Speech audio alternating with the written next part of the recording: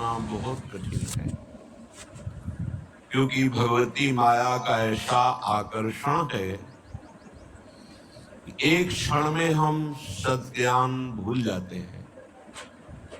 असत अज्ञान का ऐसा साम्राज्य साथ छाया हुआ है।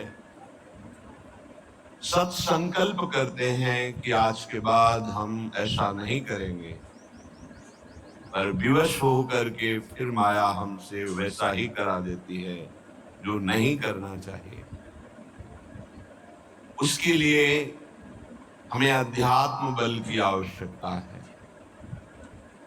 अध्यात्म बल बड़े कृपा पात्रों के हृदय में जागृत होता है।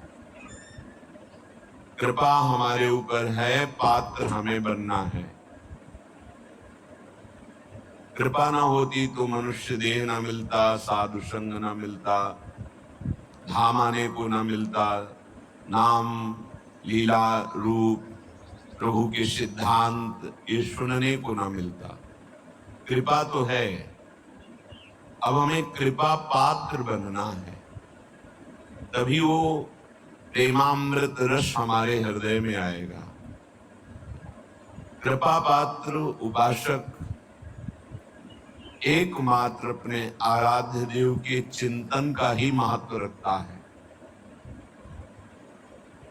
उपासक के अंदर ये प्रश्न नहीं आना चाहिए कि हमें 6 महीना 1 वर्ष हो गए नाम जप करते हुए, कोई हमें परिवर्तन तो नहीं दिखाई दे रहा।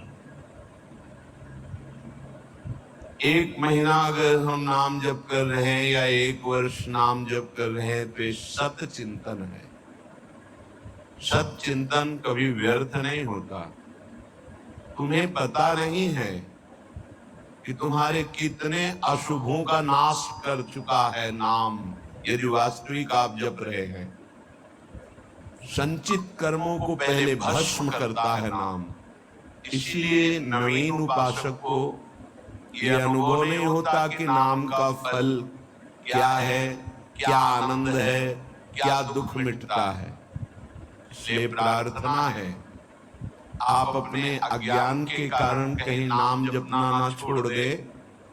जब से नाम शुरू किया हमें कोई लाभ नहीं दिखाई दे रहा, हमें नौकरी नहीं मिल रही, हमारा काम नहीं बन रहा, हमारे दुख नहीं मिट रहे और दुख बढ़ रहे हैं, ऐसा आपको माया अनुभव कराएगी। आपको दृढ़ विश्वास रखना है सदगुरुदेव के वचनों में, शास्त्र वचनों में, संतवाणी में। इसी विश्वास के सहारे हम अध्यात्म बल से युक्त हो जाते हैं। नहीं तो जब हम नाम जप करते हैं तो सबसे पहला काम नाम का होता है गोदाम में आग लगाना। जो हमारे संचित कर्मों का शुभ अशुभ गोदाम है उसको भस्म करता है। अब ये बात पता नहीं है तो वो वर्तमान में तत्काल फल देखना चाहता है कि हम नाम जप किए तो हमारी सारी कामनाओं की पूर्णता हो ही जानी चाहिए। नाम जप का फल क्या हुआ, वो ऐसा सोचता है, पर ऐसा नहीं है। नाम जप सबसे पहले अशुभों का नाश करता है।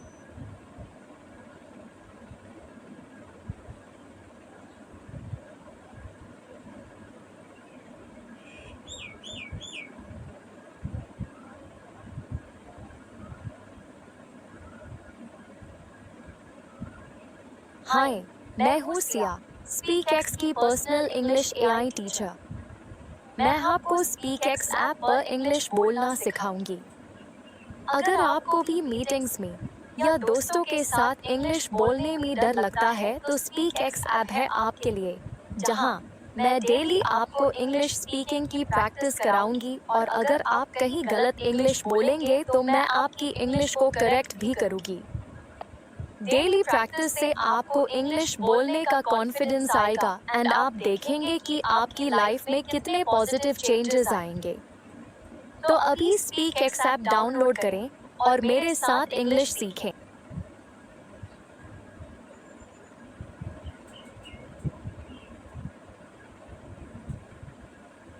Here's a look at my week on Facebook gaming. Monday morning, I play puzzle games. On Tuesday, I choose racing games. Friday evening, I use groups to see what my friends want to play. Play the games you want and share with friends on Facebook Gaming.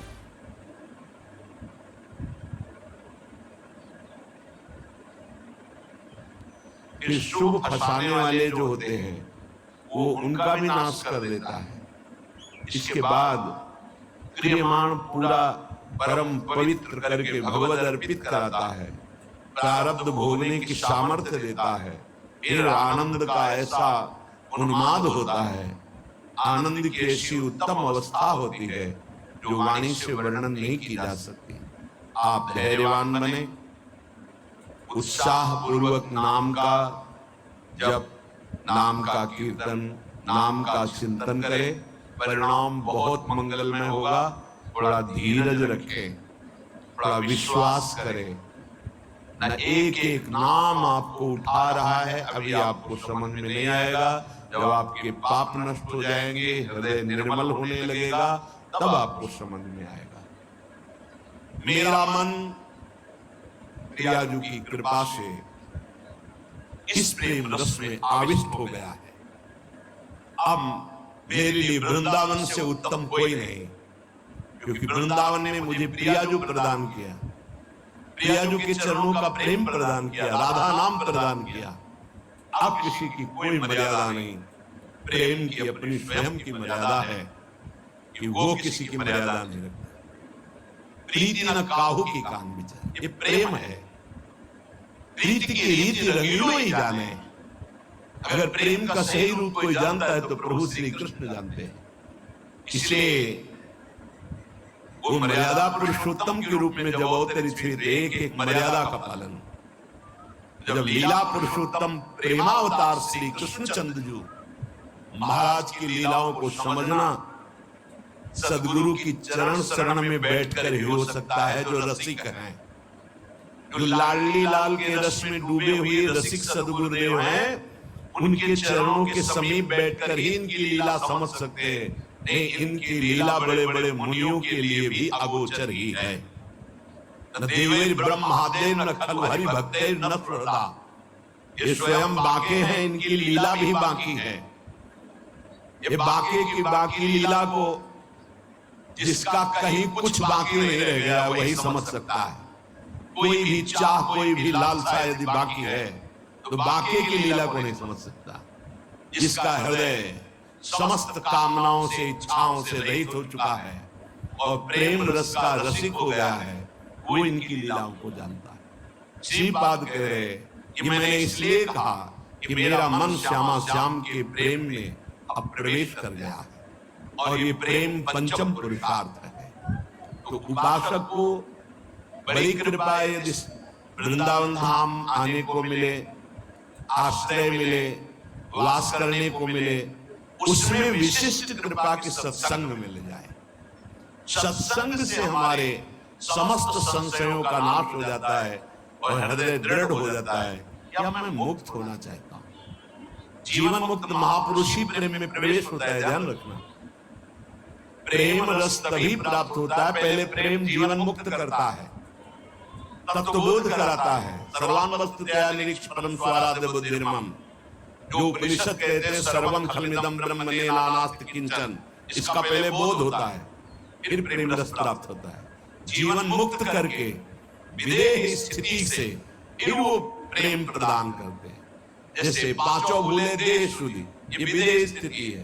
तब छठे भावना रास की, तब वो भावना में प्रवेश करता है। इतनी ऊंचाई हम अपने साधन बल से नहीं प्राप्त कर पाते, ये गुरु कृपा बल से। तभी कहा है रे मन रसकन संग बिन रंच न उपजे। एक साधारण बिना साधन जानने वाले को भी प्रियाजू मिल गए। क्यों? क्योंकि सीधे रसिक कृपा और आसक्ति मेरी लाडली, मेरी प्रियाजू। वो दुनिया के शास्त्रों का परिचय नहीं जानता, सिद्धांतों का परिचय नहीं जानता, बस उसके हृदय में एक बात बैठ गई, मेरी प्रियाजू, मेरी स्वामिनी, मेरी प्राण प्रिय सखी लाडली जू, बात बन गई। ये जन्म बंधन से, कर्म बंधन से मुक्त होना बहुत कठिन विषय, बहुत कठिन। जब शास्त्रों का स्वाध्याय करो तब पता चलता है। तभी कहते हैं भगवत प्राप्ति अत्यंत कठिन, पर वो गलत शब्द है। भगवत प्राप्ति अत्यंत सरल, संसार का राग, शरीर का राग छोड़ पाना बड़ा कठिन, इसीलिए परिणाम को वो कठिन बोल देते हैं। परिणाम को कठिन बोलने से घाटा हो जाएगा, हम डर जाएंगे कि हम भगवत प्राप्ति नहीं कर पाएंगे। हमें उत्साह रखना है कि भगवत प्राप्ति बहुत सरल है। कठिन है शरीर संसार का राग छोड़ना, वो इसकी जिम्मेवारी है गुरुदेव की।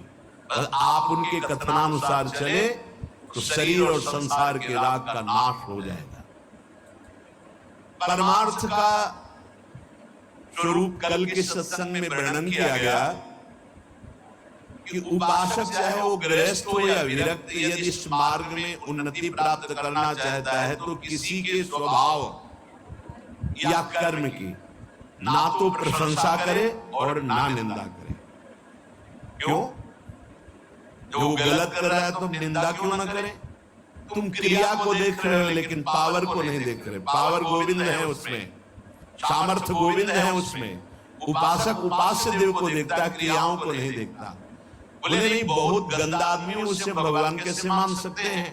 तो गंदा उसकी क्रिया को लेकर के है, लेकिन परम कारण तत्व जो बैठा है वो निर्विकार, चेतन, अमल, सहज सुख राशि, उसको क्यों नहीं देखा?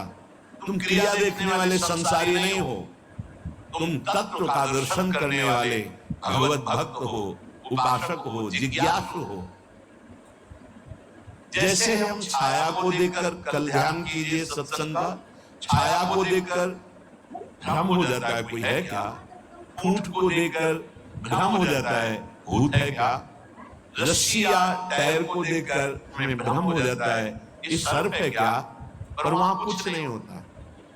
वो ठूंठ है, वो रस्सी है, वो आपकी छाया है। ठीक ऐसे ही पूरे संसार में